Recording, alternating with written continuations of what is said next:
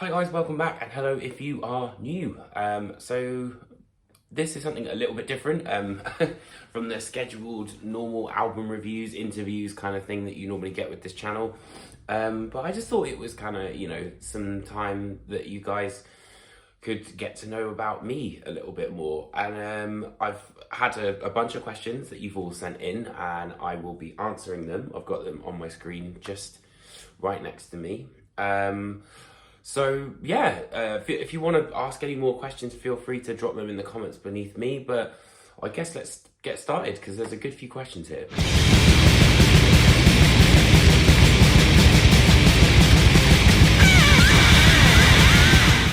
War metal is a tough one for me. I think I remember listening to Black Curse and thinking like, this is just a bunch of noise.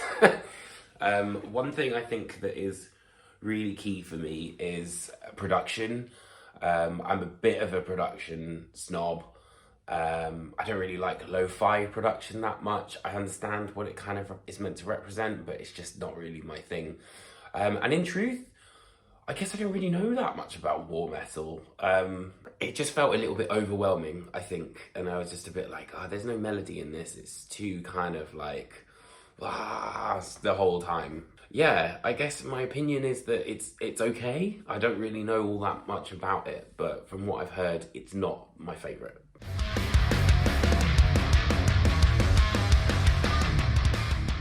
The next question is, how did you become a YouTuber? Interesting question. So before I started YouTube, I used to do a zine with one of my best mates, actually, Chris. So we used to do a zine called The Metalist, which was literally just the two of us, and we handled news, features, interviews, reviews, all the sort of stuff that you would get on a music blog. And I think, to our credit, we did all right. And then basically we did that for about, I think it was like 3 years or 4 years maybe.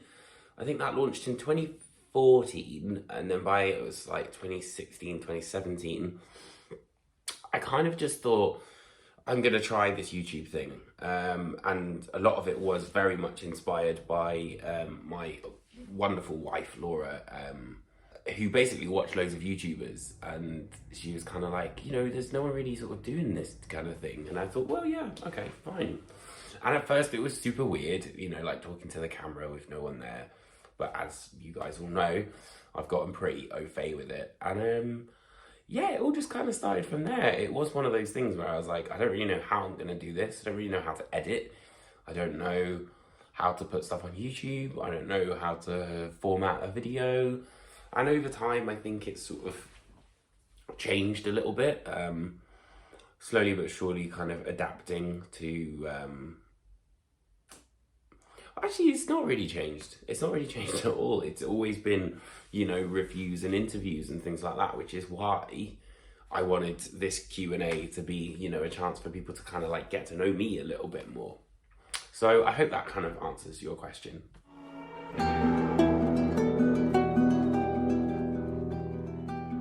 Thoughts on The Last of Us finale. So first disclaimer, I've never played The Last of Us game. I've wanted to for years, but I am an Xbox person. I don't have a PS4, although I'm not going to lie, I'm very tempted to get one just to be able to play The Last of Us. So there's that little disclaimer. But also, big disclaimer here, if you've not watched The Last of Us, don't watch this section of the video. Just forward on to the next bit. People are making apocalypse jokes like there's no tomorrow.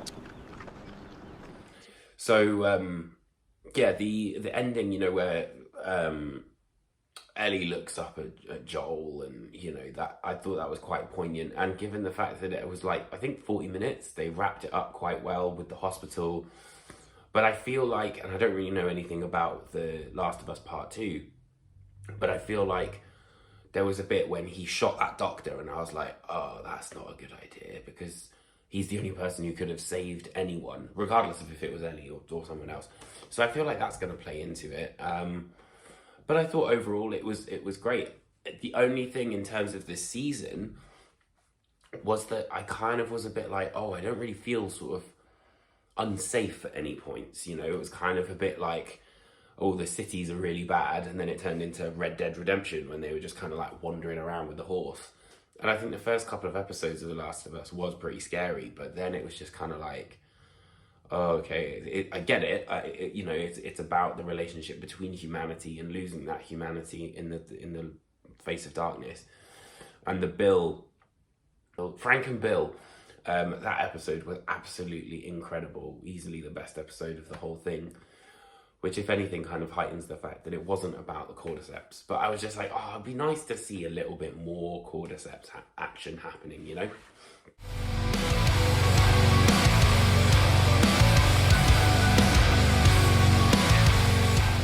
Thoughts on merch cuts? Right, this is going to be fun. This is very much a damned if you do, damned if you don't kind of question. I think in terms of the merch cuts, it makes sense because the band are selling their merch at the venue that they wouldn't be able to do if the venue wasn't there, and also if the venue wasn't kind of, you know, putting up with those costs. Equally, I think that the merch cuts are too high. I think they should be lower, but I understand why they might be as high as they are because, as we all know, the world is, you know, shit at the minute and everything's gone up, everything's way more expensive. So the cost of running the venue is just as expensive. I would like to think that a lot of the merch cut would be going towards that because obviously the venue make money on the bar. So it is a tricky question really, but you know, and then on the flip side of that is if the band aren't making enough money through merch because it's been taken away, then the band won't even be able to tour. So in many ways, it's kind of this sort of Rubik's Cube of, you know, you kind of can't really have one without the other.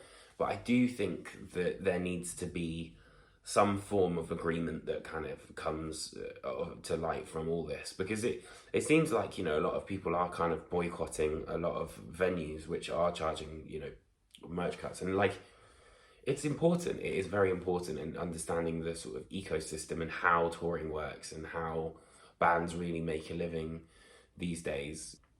So yeah, it's a really tricky question, to be totally honest.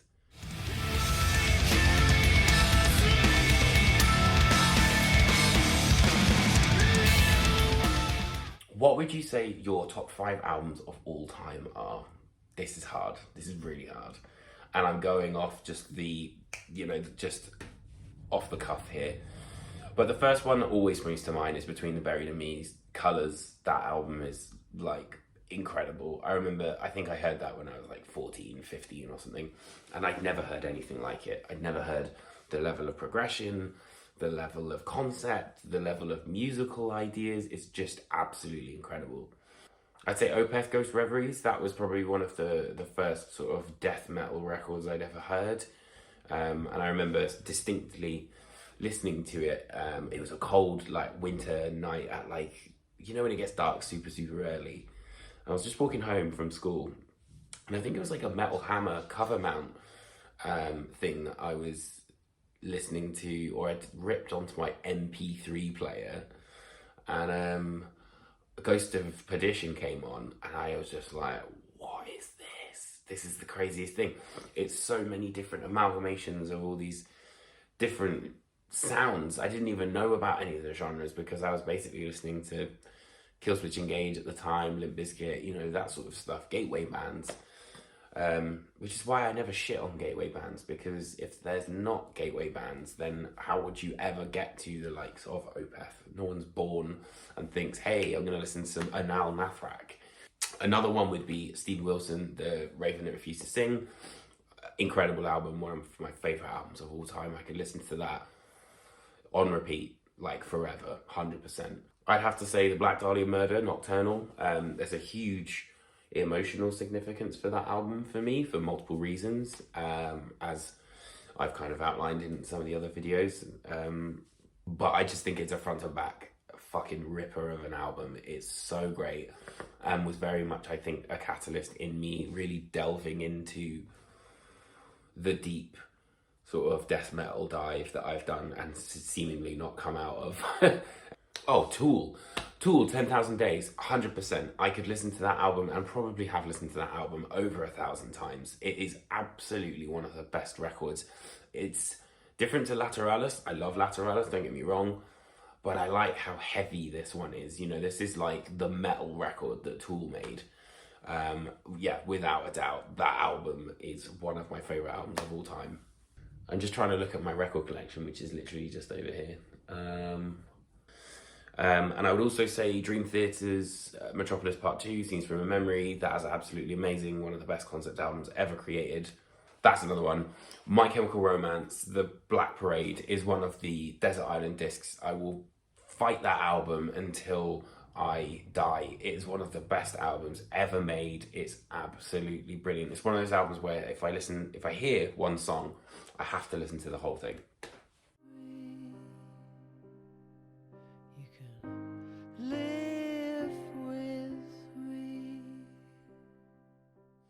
So strap yourself in because I've got quite a lot of music related tattoos. The Jane Doe artwork, I have got the Steven Wilson artwork, which is probably my favourite one. The Tool character from Schism. Then there's a bit more of an obscure one, which is the Black Dahlia Murder. Did a t-shirt during the Ever Black cycle, which has a skull on it, which I kind of used as a reference for that. I've got the Isis Mosquito from Mosquito Control EP. I've got a little Trilobite, which is a nod to The Ocean, who are also another one of my favourite bands. Then I've got this weird kind of combo of August Burns Red Messenger's Candle with the Constellations guy underneath. And then what else have I got? Have I got anything else there? I've got a big pink Every Time I Die tattoo on my back. I have got the Tribulation lady who was in Where the Gloom Becomes the Sound, because that was a kind of a double sort of celebration with that. I absolutely love the band, have loved the band for years. Ended up working with them when I worked at Century Media, and it was my first ever cover feature for an album, so I was like, oh, that's cool, I'm gonna immortalise that one. What else have I got? Death's Human on my left arm, I've got the artwork for that. I've got Art the Clown from Terrifier, Cannibal Corpse, the Torture artwork, the Devil Driver logo, which was funny because it was a bet that me and my mate had of when we were going to go and see them. They played the Electric Ballroom, I think it was. And my friend who's a piercer and he works in tattoo shop and stuff. I used to work in tattoo shops as well as a receptionist. And we were like, if they're really good, we'll both get the logo tattooed. If they're pretty shit, then we won't. Needless to say, I got mine on my leg. He got his on his little bit of his thumb. So yeah, they're still great. I've got a really badly done Watain tattoo on my leg. There is the Virgin Mary lady from All Shall Perish on my shin. And I've got a very personal, amazing tattoo that Chloe did for me, my good friend, to honour Trevor, who passed away last year. What else have I got? I've got a dancing beer can on the back of my leg, which is fun. Between the Buried and Me Colours 2, I got that done. And my first ever tattoo was going to be an All That Remains logo in a guitar pick, and I'm really glad it wasn't. But instead it is a guitar pick with the date I started playing guitar on. So I think that's all of them. But as for the ones that I want, I definitely want something to do with the Xenomorph. I'm toying with the idea of having a chess piece which is related to Alien Isolation. I want to get the Imperial Triumphant Alphaville head. I think that would be really cool. I want to get Mark Corrigan from Peep Show saying Chance would be a fine thing on my leg. Walter White, but like the crappy little drawing of Walter White, because Breaking Bad's one of my favourite series. I'm a big sci-fi fan as well, so sci-fi, horror and metal bands really. I'm like literally the most stereotypical metalhead. Texas Chainsaw Massacre, huge Leatherface fan. I want to sort of get a chainsaw but with his face sort of like in it, so that would be kind of cool.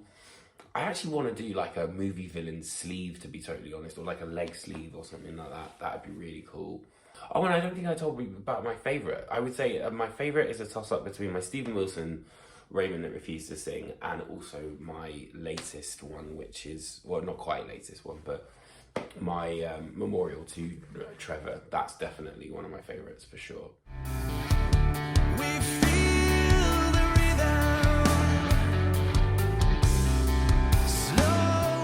Can you tell us more details about what you do in your new job? I absolutely can. So for those of you who might not know, I work for a company called Snapper Music.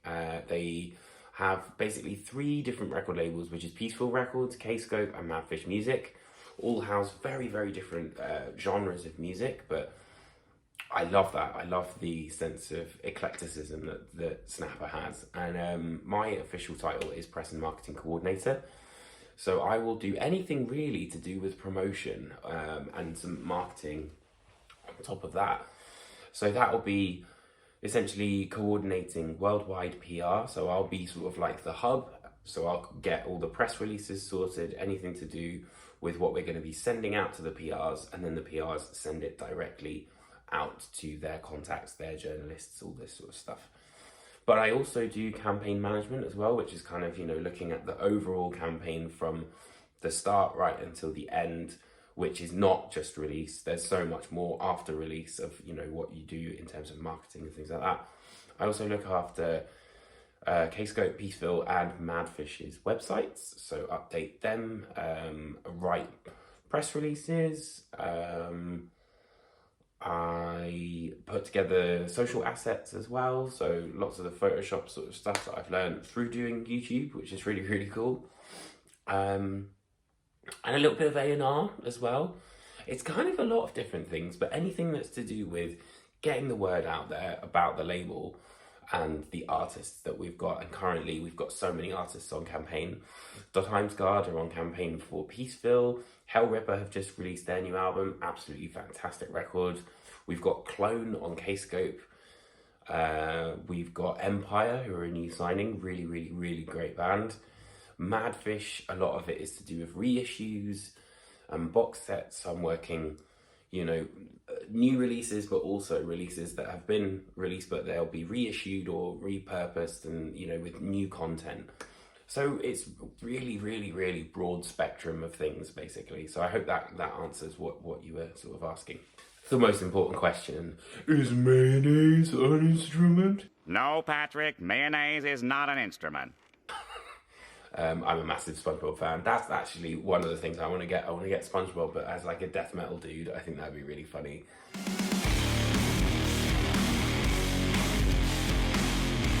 How do I think metal is going to evolve 10 years from now? Oh man, what a question. I think because of streaming, and I think this has already started, so many more people are less tribal, Like when I was growing up, it was very much kind of like, you get your pocket money together, you save it all, and you go to the shop when music used to be released on a Monday, and you'd buy that album. But because it was just that album that you got, I think people invested more time and energy, and I don't know, there was just this more of a sort of divide between different genres of music. And that was kind of like where you hung out, that was your tribe, so to speak. But now, with streaming, you can kind of listen to anything you want.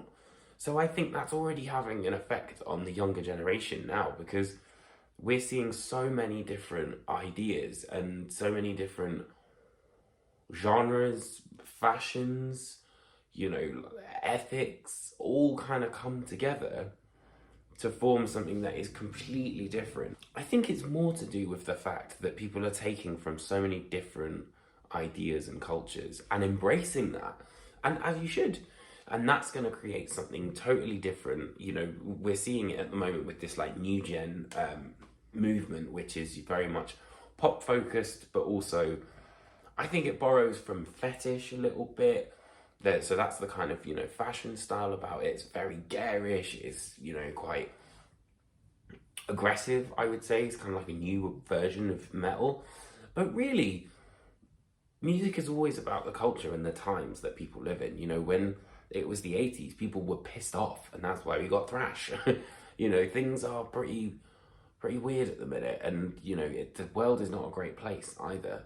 And I think, especially in the last couple of this last year, I guess we're starting to see more introspection in releases because people were locked away. You know, you had to face yourself, you had to face your own demons, whatever they were, and we all did. So I think, you know, in answer to your question about 10 years later, no one's gonna know. It's just kind of gonna happen. Best new band around. Right, this is always a hard one.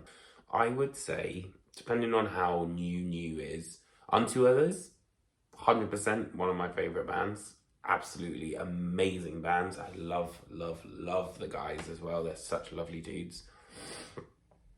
I'm not really that good with new bands, you know. I've realised this. I'm getting older, and I think I'm kind of settling in my ways a little bit. Not completely, but you know, I've realised a lot of my albums of the year are very much kind of similar artists that I've had in the previous years. But I would say maybe a list of bands that I deem new would be, I don't know, because I deem like the Contortionist kind of new, but they've been around for ages. Unto Others, I think, are definitely pretty new. Pupil Slicer, they're a great band. Undeath, really good bands as well. 200 Stab Wounds, they're interesting. Frozen Soul, also really great. But then you've got bands, you know, like Lorna Shore, for example. People could say they're new, but they're not, because they've been going around for years. It's just people have only started hearing about them now.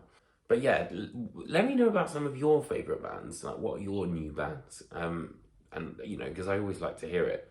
Manchester Super Reds #1 fan! Manchester Super Reds #1 fan! Take a ride back to the first time with the gang. Take a ride back when you first found. Do you only work with bands that you are a fan of? Your job must be very hard if you're not into them. No, I do not. I have worked with bands that I've not been a fan of, that I've never really heard before. And in a way, it's kind of great. And I kind of love that aspect about it, because you won't know these people. You don't really know their sound. So obviously you listen to their sound, and it may not necessarily be something that you're that kind of into. But once you meet the people, you meet the team behind them, you kind of see what they're trying to do.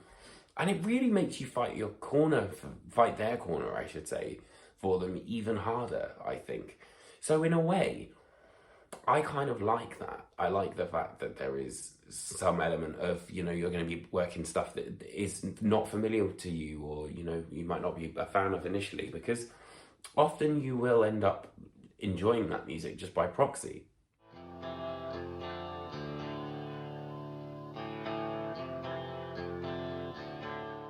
So my first gig, best gig, and worst gig. Right, okay, first gig must have been Dragon Force, I think, at the Astoria, when my dad said to my mate Chris, "Don't lose him or I'll kill you." It must have been Sonic Firestorm era for Dragon Force. Amazing gig. Chris lost his shoe. I was down at the front the entire time. That was really cool. So best gig, I would have to say, would be either, Milton Keynes, My Chemical Romance. Wembley Stadium, seeing Muse was really cool. On the harp. Oh no, it was that was released when I was at that gig. But the tour was the Supermassive Black Hole tour, I think. And then what other best gigs? But then I've also got soft spots for the Blackening tour, or the Black Crusades tour, which was Trivium, Arch Enemy, Dragon Force, Machine Head, and Shadows Fall. That was amazing. I think I would have to say, because I'm such a big fan of theirs and I've never seen them live before, my best show ever was Tool last year, playing the O2. That was absolutely brilliant. And worst gigs, as much as I absolutely love Opeth, them playing Wembley Arena was pretty bad. And it wasn't because of the band, it was more because of the space and the fans. The fans were just super boring. It was like really flat. The Contortionist also played an amazing show, but it was way too loud, like to the point where it really hurt my ears.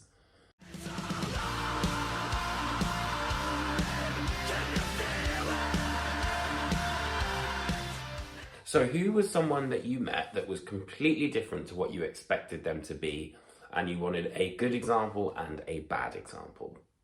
A bad experience was with a black metal band, which I shall not name, who were really, really rude, miserable, didn't like any of the questions, and really kind of ruined the entire band for me. I'm not going to air Dirty Laundry out in public, but that was one when it was really, really bad. And another one, which I won't name names, but I remember I was a big fan of this band. They released many albums. They're an underground death metal band. And I remember getting there, you know, and I have to set up all my bits and bobs. And I think this was before I was doing YouTube. And I was about to record, and he was just like, "Oh, are we gonna do this now?" Like, okay. Meh. And I pressed record, and he was a ray of sunshine, the nicest, all this sort of stuff. The second I stopped recording, he was like, "Are we done? Can you get off my bus?" I was like, "Wow, okay, fuck you," and I'm not gonna post any of this interview. I would say in terms of the good experiences of meeting people was Stephen Wilson, for sure. He was absolutely delightful. I met him at a book signing in Bexhill. The signing for Hand Cannot Raise in Bexhill. And that was really, really cool because he was one of my favourite artists of all time. And then also, I would say any of the Enslaved guys, they are absolutely delightful. Really, really loved them. Joey Belladonna, I was quite nervous of because I thought he was quite he's quite a prominent figure and he could be a bit of a diva, but he was absolutely fine. Adam D from Killswitch Engage was really lovely as well, but I think my favourite ever was Winston, and still is Winston, from Parkway Drive. He was literally the nicest person I've ever spoken to. He was asking Laura and I about getting engaged when we, setting the wedding date. And this is, bear in mind, at a festival, when festival press is often like 10 minutes in, 10 minutes there, 10 minutes this. It's very fast paced. And he really took the time to have a chat with us afterwards. And that meant so much.